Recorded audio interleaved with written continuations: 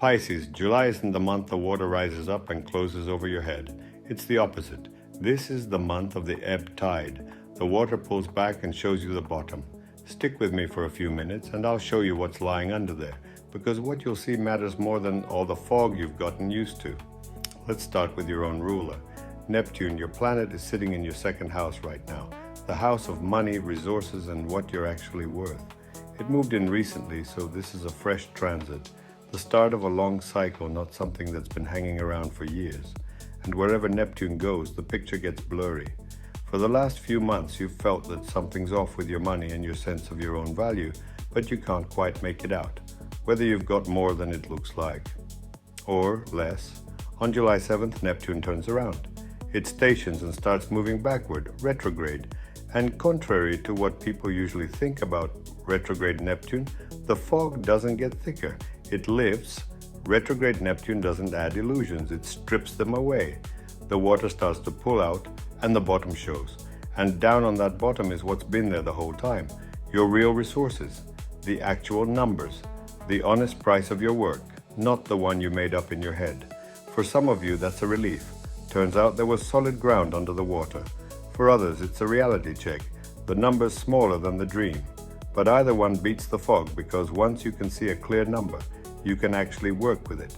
And that's what sets everything else in motion. The moment you see how much you really have, your home, your work, and your relationships all start to shift. Let's take them one at a time. On July 26th, Saturn joins Neptune's turn in that same second house of yours. Saturn also stations and goes retrograde. Saturn doesn't take anything away and doesn't hand anything out. It just brings the bill. And in July, that bill is about money and about what you count as valuable. Now that the water's gone, you can see more than the bottom. You can see its frame, where your budget stands on rock and where it's built on sand. Saturn turns back, so you'll go over it one more time, calmly and without illusions, not to take on anything new, but to test how solid what you already have really is. While the second house gets its cleanup, the liveliest light of the month falls on your fifth house, the house of creativity, love, kids, and play. On July 14th, there's a new moon there. A new moon is always a clean slate, a start. Yours lands in the part of life where you make things and where you fall in love. If you've been wanting to start a project, pick up the brush, the pen, the camera, anything you do from the heart, that's your start date. The sun shines into that same house until July 23rd, so the first 3 weeks back.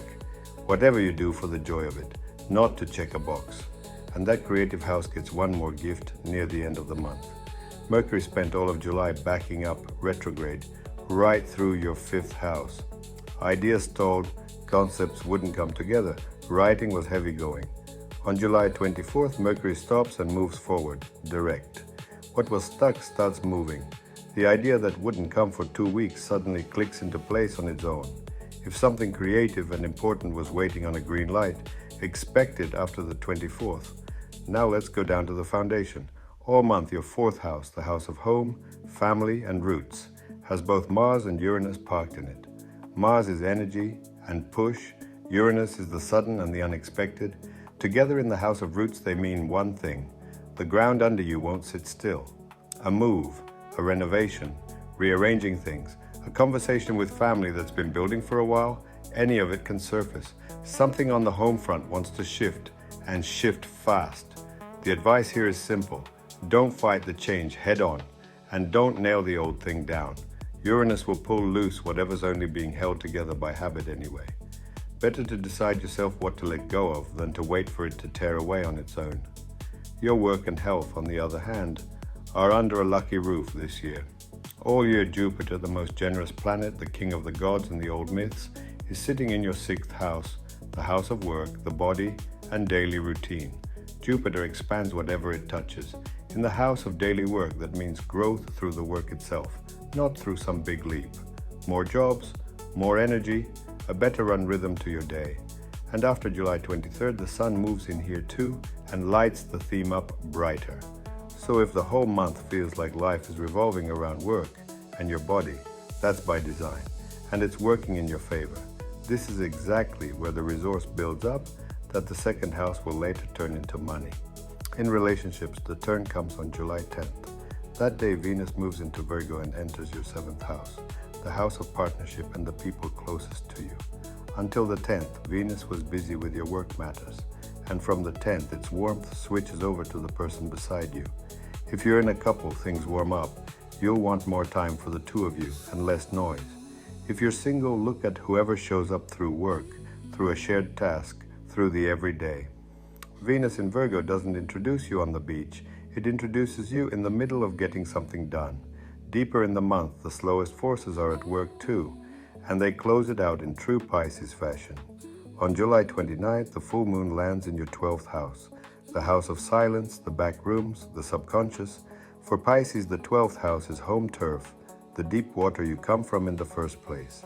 All month, retrograde Pluto is moving slowly through there, breaking down at depth whatever's outlived its use. And a full moon is always a peak and a closing. In the 12th house, it closes not some outer piece of business, but an inner weight. Something you've carried quietly where nobody could see it gets set down here. This isn't about doing. It's about rest, about sleep, about the water going home to the ocean. All month you stood looking at the exposed bottom, counting your resources, and at the end the water rises back up and carries off what you don't need. And here's where it all comes together, Pisces.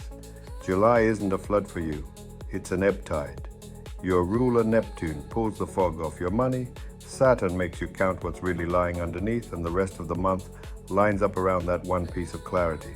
The 5th house hands you a fresh start in creativity and love, the 4th shakes the foundation of home, the 6th quietly builds your resource through work, and the 12th carries off what's already spent. You rarely let yourself look at all this with clear eyes. Usually you'd rather leave the fog. This time, look. So the key to July is simple for you. Stop guessing and count. Look at the real numbers instead of the ones you imagine. Start what you do from the heart on the 14th. Don't sign anything big at the end of the month in a rush. Go over the budget calmly first, once Saturn turns back on the 26th. And when the water comes home to the ocean on the 29th, let yourself rest and set down what you've carried too long. You'll walk into August knowing what's under the water, and that knowing is worth more than any illusion. This is a sun sign horoscope for all of Pisces. Your rising sign and birth chart will show more precisely where these energies hit hardest. Take what resonates and leave the rest, because nobody knows your life better than you do.